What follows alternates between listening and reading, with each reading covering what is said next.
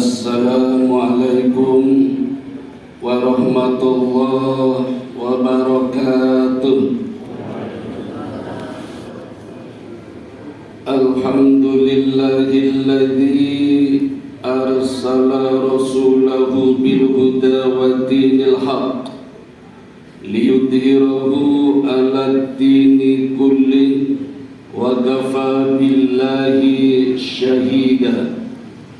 Ashhadu an la ilaha illallah wahdahu la syarika lah wa ashhadu anna Muhammadan abduhu wa rasuluhu la nabiyya ba'da. Bapak Ibu, saudara-saudara jamaah Masjid Mubarak yang diberkati Allah, ketugasan pagi ini saya gunakan untuk melanjutkan materi pengajian Obama, obrolan agama malam Ahad. Dan hari ini saya akan mulai dari surat Yasin ayat ke-13. Saya bacakan ayatnya. A'udzu billahi minasyaitonir rajim. Wadrib lahum mathalan ashabal qaryah id ja'ahal mursalun. Artinya, dan buatlah suatu perumpamaan bagi mereka, yaitu penduduk suatu negeri ketika utusan-utusan datang kepada mereka. Hadirin yang dirahmati Allah, ayat ini turun pada saat Nabi berada di puncak kesedihannya di tahun Amul Huzn, ditinggal istrinya Khadijah radhiyallahu anha dan juga pamannya. Walaupun beda agama tapi sangat mencintainya, yaitu Abu Thalib. Selain Allah menghibur Nabi dengan memperjalankan melalui peristiwa Isra wal Mi'raj, Allah juga membekali Nabi dengan ayat ini. Seolah-olah Allah mengatakan inilah yang namanya dakwah. Kalau dakwah di negeri Taif, dilempari batu, dilempari kotoran, itu sudah biasa. Sampai Fatimah ketika membersihkan rambut Nabi sambil menangis karena banyak kotoran-kotoran onta ketika Nabi berdakwah. Jadi sekarang enak, kalau dakwah nggak ada yang melempari. Dulu Nabi dilempari. Dan Allah mengatakan inilah yang namanya dakwah. Tidak seperti jalan tol, kadang jalannya naik turun, bergelombang, berlubang, banyak polisi tidur, kanan kirinya banyak onak dan duri. Itulah dakwah. Allah mengatakan, dan buatlah suatu perumpamaan bagi mereka, yaitu penduduk suatu negeri yang disebut Ashabul Qaryah, ketika utusan-utusan datang kepada mereka. Ujung ayat ini dikatakan ketika utusan-utusan datang mereka kepada mereka, berarti lebih dari satu utusan yang datang ke negeri yang namanya Ashabul Qaryah. Hadirin, di sini ada teka-teki. Quran memberikan teka-teki. Ashabul Qaryah itu di mana? Seolah-olah Allah masih memberikan kesempatan kepada hambanya untuk menjadi hamba yang cerdas. Dan dari sinilah akan lahir ahli-ahli sejarah baru untuk menggali di mana negeri yang namanya Ashabul Qaryah. Ada beberapa sejarah yang mencoba mengungkap. Di antaranya ada yang mengatakan Ashabul Qaryah berada di negeri Syria. Ahli sejarah kedua mengatakan Syria bagian dari negara Turki. Ahli yang ketiga mengatakan Ashabul Qaryah berada di Lebanon. Dan yang keempat mengatakan Ashabul Qaryah berada di tepian Sungai Aris. Dan Sungai Aris ini bermuara pada Laut Mediterania atau Laut Tengah. Disebut Laut Tengah karena lautnya berada di tengah-tengah antara tiga benua, Asia, Afrika, Eropa. Maka tanahnya sangat subur dan menjadi pusat peradaban dunia yang kedua setelah Alexandria. Ini Ashabul Qaryah.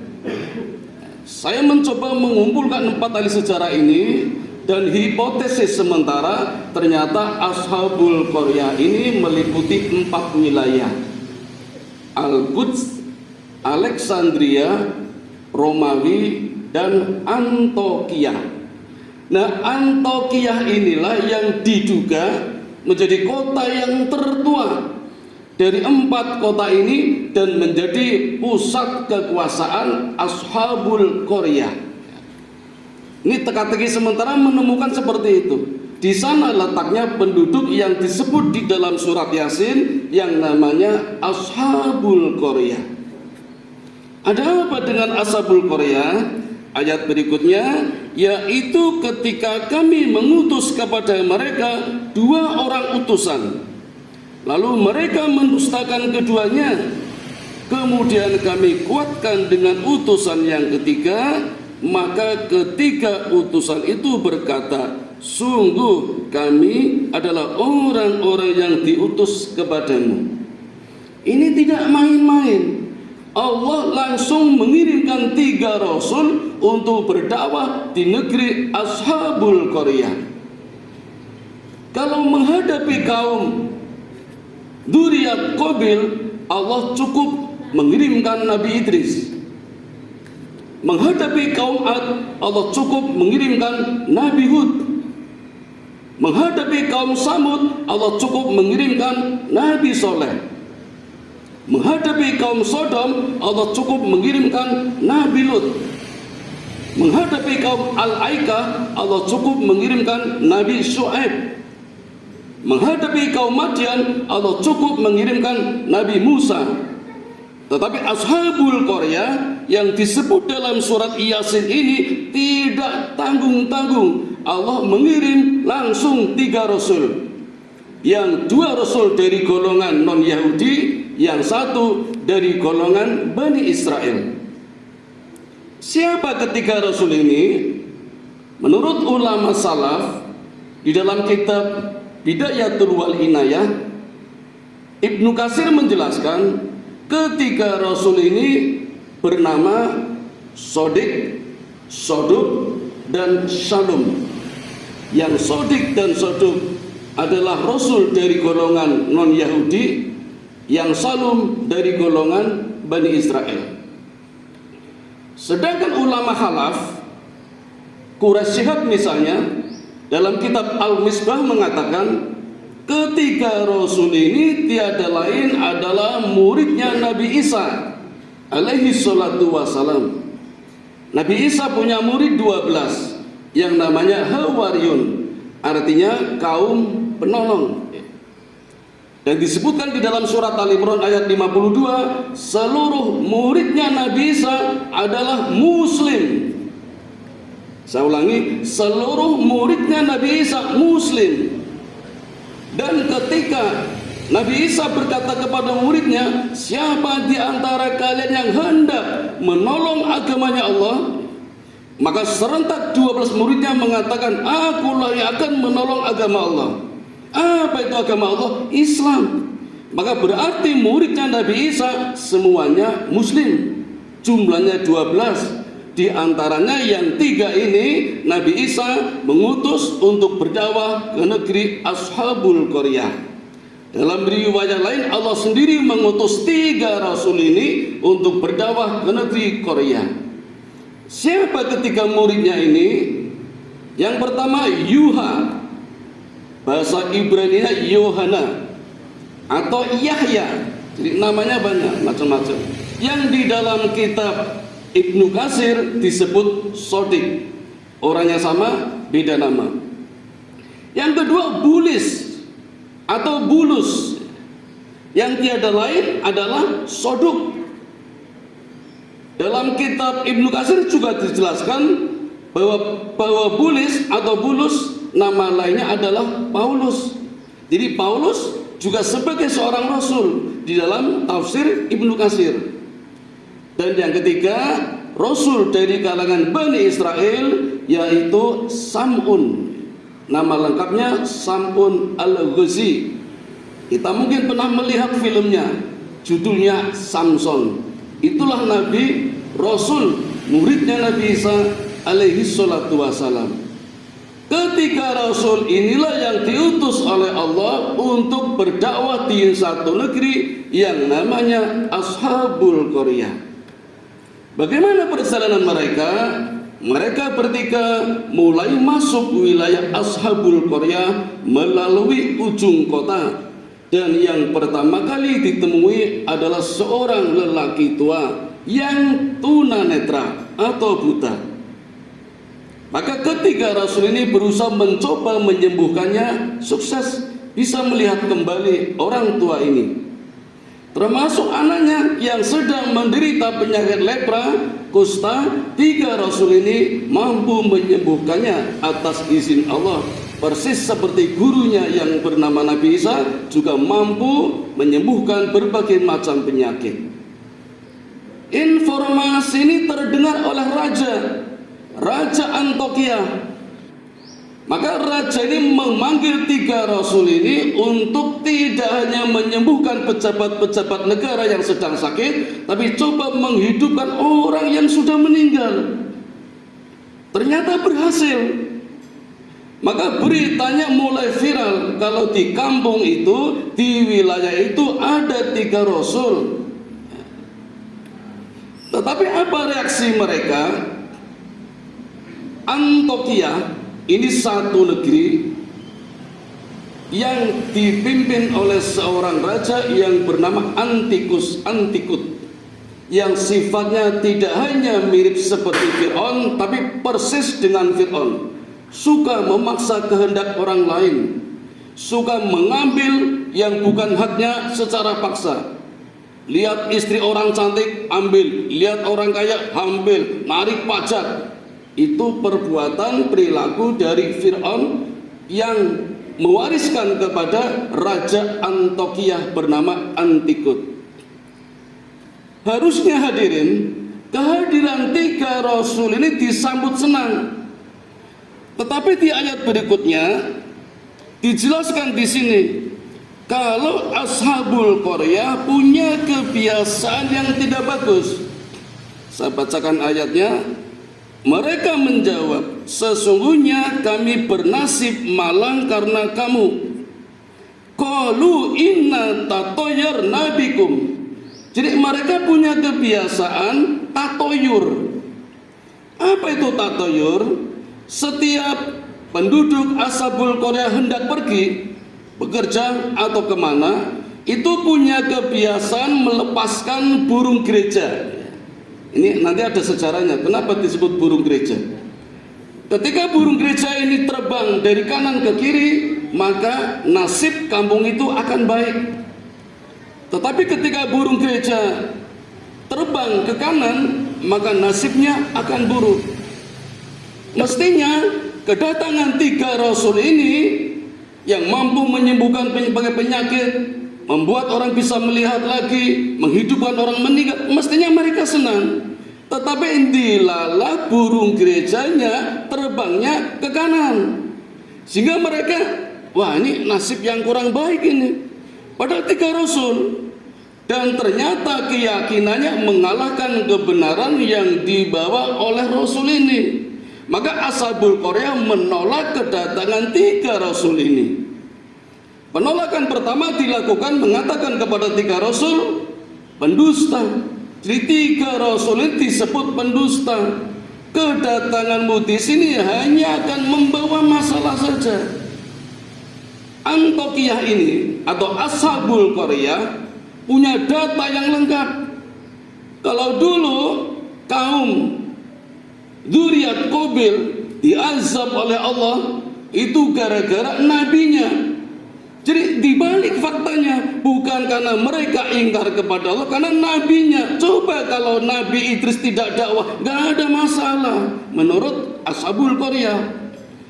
Kaum Ad itu diazab Allah dengan awan panas satu minggu ya. Kalau Merapi cuma berapa jam, ini 1 minggu awan panas ini, kecepatannya 300 km per jam. Jogja Jakarta itu musnah, itu kaum Ad itu yang disalahkan nabinya, Nabi Hud. Padahal kesalahan mereka apa? Membuat amalan-amalan yang tidak diajarkan oleh Rasulnya. Ini nanti ada ceritanya juga ini, yang namanya nyadran. Jadi nyadran itu sudah ada sejak zaman Nabi Hud. Nabi Hud membolehkan, tapi sayangnya caranya salah. Maka Allah turunkan azab ketika tidak patuh kepada Nabi Hud. Kaum Samud dilaknat Allah dengan petir yang menyambar-nyambar selama 3 hari. Hari pertama semua umatnya wajahnya kuning, hari kedua merah, hari ketiga hitam, dan di pagi hari semuanya tewas dalam kondisi yang mengenaskan. Itu umatnya Nabi Soleh. Yang disalahkan Nabi Soleh, bukan umatnya. Kaum Sodom, kata mereka, kami sudah enak, bebas melakukan praktisi seksual, lanang karo lanang enak, wedok karo wedok enak. Kenapa kami dilarang? Dilarang oleh Nabi Lut. Lalu mereka diazab oleh Allah dengan dicungkir balikannya bumi mereka, yang sekarang menjadi laut mati. Al-Bahrun Al-Majitun Al-An. Itu umatnya Nabi Lut karena melakukan praktisi seksual, kawin sesama jenis, kawin dengan binatang. Dan jangan sangka sekarang berhenti, sekarang belum berhenti. Orang-orang Amerika lebih suka kawin dengan babinya daripada dengan pasangannya. Orang-orang Jepang lebih suka kawin dengan robot buatannya daripada dengan suaminya. Katanya lebih memuaskan robotnya daripada suaminya. Sampai sekarang masih ada. Dilaknat Allah, yang disalahkan nabinya. Kaum Al-Aika dilaknat oleh Allah, yang disalahkan Nabi Syuaib. Padahal mereka yang menyembah pohon besar, yang sekarang pohonnya dijadikan lambang partai. Itu dulu disembah-sembah oleh kaum Al-Aika. Allah murka, yang disalahkan Nabi Syuaib. Begitu pula kaum Madian, yang disalahkan nabinya. Padahal mereka menyembah binatang, yang binatangnya sekarang juga dijadikan gambar partai. Warnanya merah, kepalanya hitam. Itu kaum Madian. Bukan partai di Indonesia, bukan, cuma kebetulan mirip warnanya sama gambarnya itu. Nah, ini Ashabul Korea tidak rela kamu datang ke sini wahai 3 rasul, hanya akan mendatangkan musibah saja. Kamu nggak ada adabannya, saya nggak perlu kalian. Lalu butuhnya apa? Ternyata mereka membutuhkan rasul dari bukan golongan manusia. Mintanya apa? Malaikat. Luar biasa ini. Bukannya Allah tidak bisa menurunkan malaikat, tapi kalau rasulnya berupa malaikat, yang ada bukan ketaatan tapi ketakutan. Lah bagaimana tidak? Malaikat Ridwan saja, di dalam kumpulan hadis salafi, Nabi mengatakan, ketika Allah menciptakan malaikat Ridwan dalam bentuk yang rupawan, kemudian Allah mengatakan, ya Ridwan, pergilah ke surga Naim, surga yang terdekat dengan kehidupan manusia, surga Naim. Maka malaikat Ridwan mulai terbang dengan kecepatan 300.000 km per detik, sekali melesat dengan satu sayapnya. Namun berhari-hari, berbulan-bulan, bertahun-tahun, sampai 80 tahun cahaya, ternyata malaikat Ridwan belum juga sampai ke surga Naim. Maka kembali kepada Allah, ya Allah, aku tidak menemukan surga Naim. Padahal surganya terdekat dengan kehidupan manusia, tapi 80 tahun cahaya juga belum ditemukan. Berarti sangat jauh, tapi dekat dengan kita. Itulah surga Naim, surga yang paling murah, diperuntukkan bagi orang Islam yang paling jahat, ahli maksiat, nanti tetap dapat surga, asal syaratnya satu, pernah membaca syahadat ketika menikah. Maka saya sarankan segera menikah, jangan sampai tidak menikah. Walaupun jahat, ahli maksiat, peliti, begal, korupsi, asal Islam masuk surga. Syaratnya cuma satu, membaca syahadat ketika menikah. Maka segera menikah, jangan sampai tidak. Nanti nggak dapat surga itu. Itu nanti surganya surga naim. Itu baru malaikat Ridwan. Bagaimana dengan malaikat Jibril? Nabi mengatakan, ketika aku menghadap utara, yang aku lihat hanya sayap-sayapnya malaikat Jibril. Aku berbalik ke selatan, yang aku lihat hanya sayap-sayapnya malaikat Jibril. Begitu panjang dan luasnya malaikat Jibril, yang memiliki 600 sayap, kanan 300, kiri 300. Dan sekali satu kepakan sayapnya saja, ketika Jibril mengepakkan satu sayap saja, yang 599 sayap masih tertutup, Jibril bisa melesat secepat 50 kalinya malaikat Ridwan. Berarti 1500 km per detik di ruang hampa. Ini bukan ruang hampa. Kalau kita naik pesawat Jogja-Jakarta hanya 40 menit, itu bukan di ruang hampa. Kalau di ruang hampa bisa lebih lama lagi, karena pesawat melayang-layang, butuh kekuatan yang super. Nah ini malaikat Jibril. Ashabul Qaryah minta nabinya malaikat Jibril, sangat tidak mungkin. Maka ketika menolak ini, Rasul-Rasul tetap berdakwah karena memang perintah Allah. Ashabul Qaryah mengancam, kalau kamu tidak pergi dari wilayah kami, maka kalian bertiga akan aku rajam, akan aku siksa dengan siksa yang sangat pedih. Tapi karena mengemban tugas Allah, mereka tetap berdakwah, dan resikonya mereka ditahan, diikat, hendak dirajam. Tiba-tiba datang seorang lelaki dari ujung kota. Ayat 20, wajah amin aqsal madinati rajulu yas'a. Mereka datang dari ujung kota, seorang laki-laki yang tiada lain tadi, yang penglihatannya dibuka kembali oleh 3 rasul ini. Orang tua tadi dari ujung kota yang bernama Habibun Najjar. Dalam kitab lain bernama Habibun Munir, ya. Habibun Najjar karena bapaknya namanya Najjar, anaknya Najjar. Habibul Munir karena kakeknya bernama Munir. Jadi sama saja, cuma yang satu pakai kakek, karena dulu ketika kecil lebih dekat dengan kakek daripada bapaknya. Sama dengan saya bapak saya Muhyiddin, Aziz bin Muhyiddin. Tapi kalau saya pulang kampung, mereka memanggil saya Aziz bin Abdul Jalil. Itu simbah saya. Nah dulu ketika kecil saya lebih dekat dengan simbah saya. Jadi kalau pulang Aziz bin Abdul Jalil, nggak ada masalah. Nah maksudnya Darois gelarnya di kampung Abdul Jalil, itu kakek saya, nggak ada masalah. Nah ketika 3 rasul ini hendak dirajam, lelaki tua ini datang dan mengatakan, wahai kaumku, ikutilah 3 rasul ini. Mereka rasul yang benar, membawa petunjuk yang benar, jangan engkau hukum. Jadi Habibun Najjar ini sungguh pemberani dan sekaligus menyatakan kepada kaumnya, akulah pembela Nabi ini. Dan Habibun Najjar juga mengatakan seolah-olah di hadapan umatnya menjadi pengikut, menjadi orang yang taat kepada nabinya, sekaligus pindah agama. Inilah yang menyebabkan Ashabul Qaryah murka. 3 rasul ini dibebaskan, tetapi Habibun Najjar justru yang dihukum. Diikat, dipendam kepalanya segini, kemudian dirajam, dilempari dengan batu, diinjak-injak perutnya sampai keluar kotorannya, masih hidup, dimasukkan ke dalam sumur, persis kayak PKI. Masih hidup dimasukkan ke dalam sumur, lalu dilempari lagi, sumurnya ditutup. Itu Ashabul Qaryah yang menghukum seorang bernama Habibun Najjar yang mengingatkan kepada kaumnya untuk taat kepada 3 rasul. 3 rasul ini selamat, tetapi Habibun Najjar mengalami nasib malang menurut kaum Ashabul Qaryah.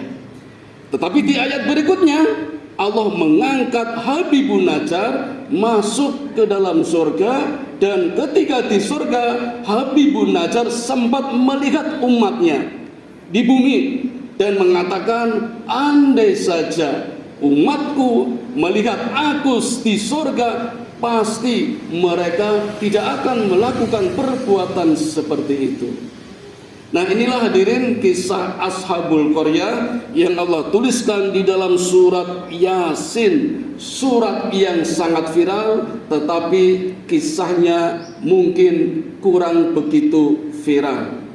Maka mulai hari ini mari kita viralkan kisah ini menjadi pengobat Nabi Muhammad ketika sedih menjalankan dakwah dari Allah yang tantangannya berat. Inilah 3 rasul yang Allah hadirkan di Ashabul Qaryah untuk berdakwah, yang nasibnya tentu tidak sama dengan nabi-nabi yang lain. Ini belum selesai hadirin, insya Allah di pertemuan berikutnya akan kami lanjutkan. Karena di episode berikutnya 3 rasul ini berpisah dan mereka berdakwah di negerinya masing-masing. Kali ini mereka bertiga, nanti berpisah, mereka punya visi masing-masing. Insya Allah mudah-mudahan kita bertemu di waktu yang lain dan kita bisa selalu mengkaji ilmunya Allah yang masih menjadi teka-teki bagi hambanya. Mudah-mudahan kita menjadi hamba yang disenangi oleh Allah karena selalu mencari ilmunya Allah Subhanahu wa ta'ala. Sebagai penutup, untuk motivasi, kata Nabi, dan bagi orang yang datang ke masjid tanpa niat satupun kecuali niat mencari ilmu, maka pahalanya seperti pahala menunaikan ibadah haji dan umrah. Maka hari ini Bapak Ibu, kalau tadi kita niat dan mencari ilmu, hari ini kita sudah naik haji dan umrah. Amin ya rabbal alamin. Mari kita tutup dengan doa kifaratul majlis. Subhanakallahumma wa bihamdika asyhadu an la ilaha illa anta astaghfiruka wa atubu ilaik.